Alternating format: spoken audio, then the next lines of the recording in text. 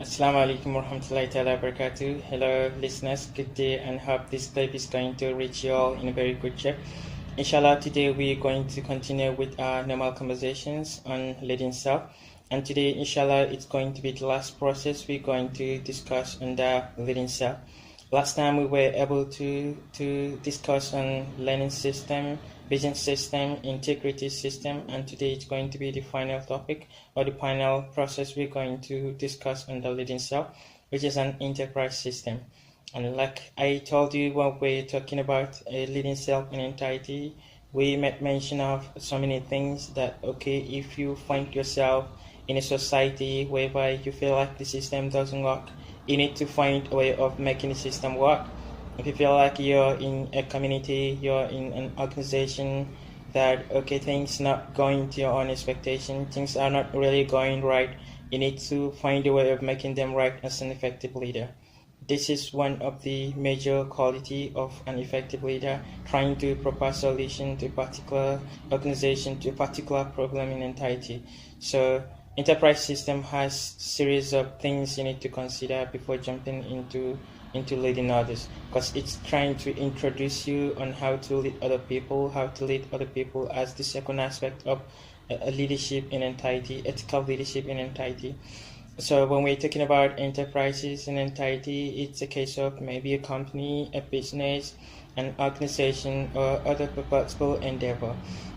It's more of an initiative in leadership perspective, so it's all about you trying to bring something new in place, trying to provide solution, new ideas, new structures within an organization, within a society, your community, or what have you, and any other thing that you feel like is right thing for you to bring a difference. It's all about you trying to provide a difference. Sometimes some people try to start with community development initiative and so many other things. And community development in entirety or itself, it's not only the right thing to do for you as an effective leader, it's not only the right thing for you to do, it's the needful, it's something you ought to do. It's something you derive pleasure in doing. Believe me, when you start, you will understand more of what I'm trying to express. So there's what we call a life cycle in an enterprise system, which starts from adoption, implementation, assimilation, and extension. There are four different phases. There are four different phases you need to understand when you're talking about an enterprise system. So one, we're going to start with adoption. As someone that's trying to bring a difference, trying to provide new ideas, new solution to a particular environment, you need to adopt. You need to find, okay, what's the problem of the people? How do you feel like it's right thing for you to bring something new? How would you make the society work to your own expectation? The fact that you didn't find it worthy, you didn't find it to your own expectation, then you need to provide solution. How do I make it work? I feel like, okay, the system of politics in this country, it's not to your own expectation. We have crippled governance and so many other things that brought shame to our own democracy in Africa and entirety. So how do you feel like you're going to make it work? If it takes you trying to engage yourself into the political structure, trying to engage yourself in the leadership structure, then you have to start something. You ought to start something toward the progress of the people, toward the progress of the society, toward the progress of the organization. Depends on the leadership style you're trying to adopt. So that's more of a adoption. Then you move to implementation. Okay, in implementation, you need to understand the kind of people you're trying to bring solution to. You need to understand, okay, the kind of community, the kind of society you want to offer help to. You need to go down and study them and find solutions, find proper solutions of how are you going to match onto their own cause. Then how is it going to suit them? Is it going to, the solutions you want to provide, is it going to suit them? How are you going to win their own minds?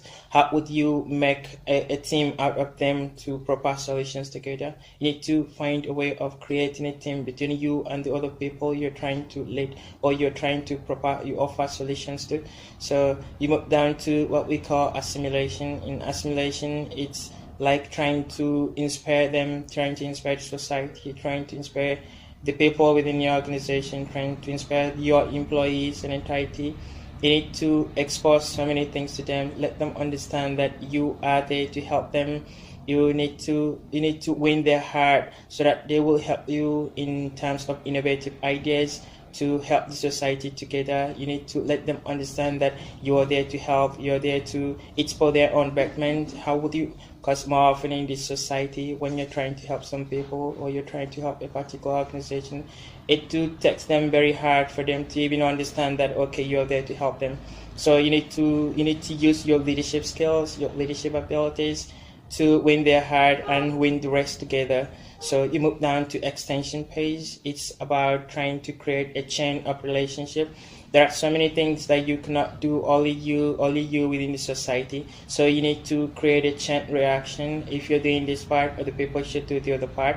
And when you are able to establish or form a particular group, okay, let me give some examples about skills acquisition issue of a thing.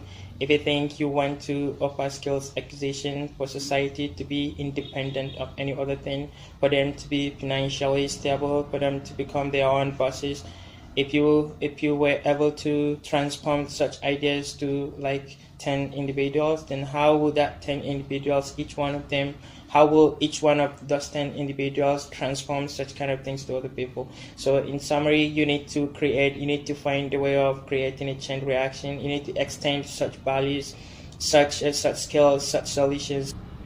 So in an extension page, you need to bring a chain of distribution. How does new ideas, new skills acquired are going to transform back to other people, transform down to other people within other organizations for it to be of help to everyone else.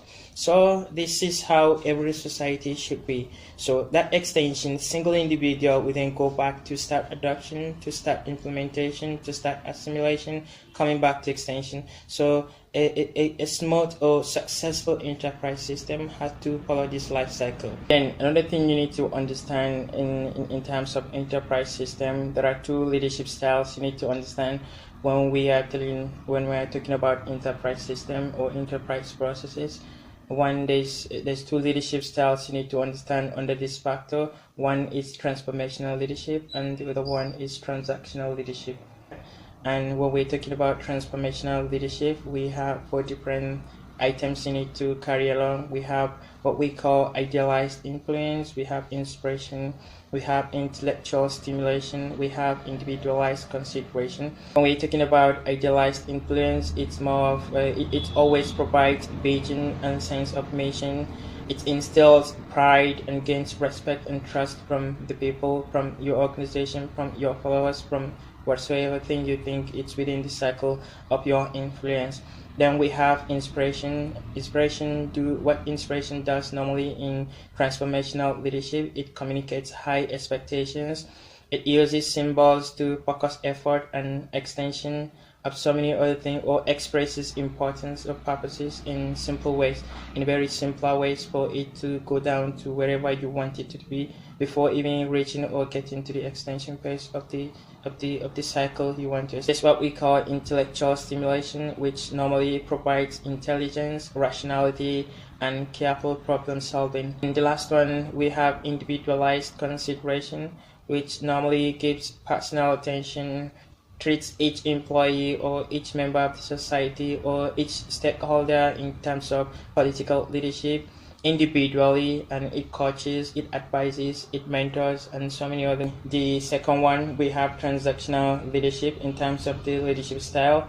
And in transactional leadership, what you need to understand is what we call contingent reward and management by exception, which is more active in terms of leadership structures. When we are talking about contingent reward, it contracts exchange of rewards of efforts and promises rewards for good performances, recognizes accomplishment, and so many other things, just to inspire the society, to inspire the members of the organization, or to inspire your own employees in terms of organizational structures. Then there's what we call management by exceptions. This one, it has some degree of activeness because it watches and searches for for deviation from rules and standards. If someone isn't playing by your rules, you need to find some. So it paves way for you to normally take corrective measures. These are the basics you need to understand on the enterprise system. So when next we meet, we're going to jump into leading others, and inshallah we will continue doing the business as usual. Thank you very much for your time. I hope this video is quite helpful.